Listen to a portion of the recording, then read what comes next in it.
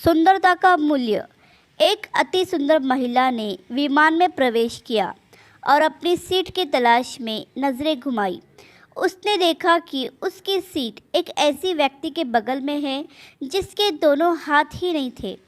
महिला को उस अपाहिज व्यक्ति के पास बैठने में झिझक हुई। उस सुंदर महिला ने एयर होस्टेस से कहा, मैं इस सीट पर सुविधापूर्वक यात्रा नहीं कर पाऊंगी क्योंकि साथ की सीट पर जो व्यक्ति बैठा हुआ है उसके दोनों हाथ नहीं हैं। उस सुंदर महिला ने एयर होस्टेस से सीट बदलने हेतु आग्रह किया। असहज हुई एयर होस्टेस ने पूछा, मैम, क्या आप मुझे कारण बता सकती हैं? सुंदर महिला ने जवाब दिया, मैं ऐसे लोगों को पसंद नहीं करती। मैं ऐसे व्यक्ति के पास बैठकर यात्रा नहीं कर पाऊंगी। दिखने में पढ़ी लिखी और विनम्र प्रतीत होने वाली महिला की यह बात सुनकर एयर होस्टेस अचंभित हो गई। महिला ने एक बार फिर एयर होस्टेस से जोर देकर कहा कि मैं उस सीट पर नहीं बैठ सकती, मुझे कोई दूसरी सीट दे दी जाए। एयर होस्टेस ने खाली सीट की तलाश में चारों ओर नज़र घुमाई पर कोई भी सीट खाली नहीं दिखी। एयर होस्टेस ने महिला से कहा, मैडम, इस इकोनॉमी क्लास में कोई सीट खाली नहीं है, किंतु यात्रियों की सुविधा का ध्यान रखना हमारा दायित्व है। मैं विमान के कप्तान से बात करती हूँ, कृपया तब तक थोड़ा धैर्य रखें। ऐसा कहकर एयर होस्टेस कप्तान से बात करने चली गई।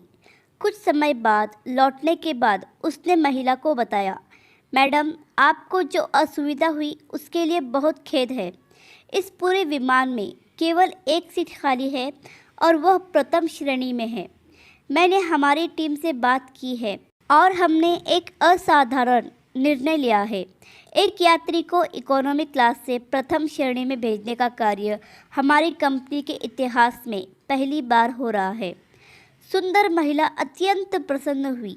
इससे पहले कि वह अपनी प्रतिक्रिया व्यक्त कर पाती और एक शब्द भी बोल पाती, एयर होस्टेस उस अपाहिज और दोनों हाथ विहीन व्यक्ति की ओर बढ़ गई और विनम्रतापूर्वक उसने पूछा, सर, क्या आप प्रथम श्रेणी में जा सकेंगे?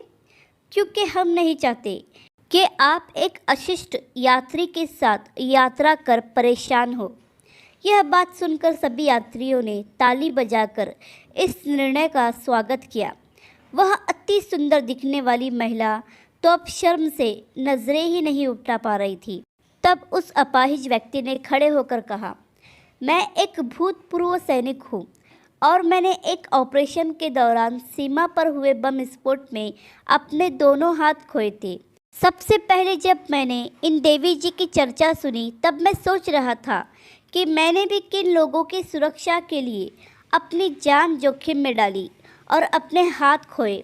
लेकिन जब आप सभी की प्रतिक्रिया देखी तो अब अपने आप पर गर्व महसूस हो रहा है कि मैंने अपने देश और देशवासियों की खातिर अपने दोनों हाथ खोए। और इतना कहकर वह प्रथम श्रेणी में चले गए।